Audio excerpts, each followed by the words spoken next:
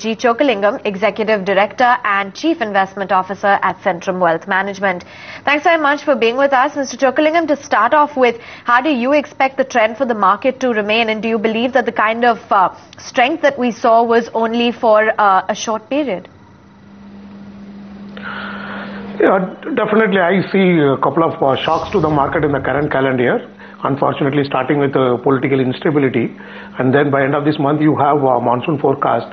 Hopefully, the forecast should be on a positive side. And third, the fact that FIs have already brought in around $34-35 billion in the last 15 months, that itself provides some potential risk to the market, because in my learning, if any selling happens, even to the extent of $4-5 billion, our market at this point in time, they don't have appetite to absorb. So these are the three risk factors in the current calendar year for next 9 months, and investors should be prepared for a couple of shocks. But of course, I would still continue to bet on individual stocks, because even after 5.5 years, the market is nowhere. Whether you take index, which is down by 7%, or if you take individual stocks, particularly in the month of March alone, many stocks have been battered down by anywhere from 20 to 30%. So therefore, I would suggest be a long-term investor, extend your investment horizon by another 1 year, and wait for the post-election period to harvest, wealth from the stock market. Mr. Chokalingam, what's the view on Adani Power, possibly even a Tata Power with the CERC ruling coming today? The stocks have gained a lot, but do you think this is a medium-term positive? Would you buy into the stocks? I won't buy into the stock. Maybe I would use any further recovery to offload the power stocks, because of the current leveraging problem, the interest rate cycle still being very high, and also many states are having election, and then we have a national election in early 14. So there is a limit to increase the power tariff by the SEBs. So, and also let us not forget the problem of the coal mines some of these companies acquired in Indonesia. So considering all these problems, I would use, if there is any short-term rally, only to come out of these stocks. And the market has given a lot of opportunity in great value stocks without any much of these concerns. So I would shift from these stocks to some better quality stocks. DLF, it's probably been one real estate stock which is fared reasonably okay compared to a couple of others, but they are selling off some non-core assets, raising some further money as well. What's your sense on how would you look at DLF? It's a good quality play within the real estate sector, and also, as you mentioned, that divestment will help them to reduce the leveraging.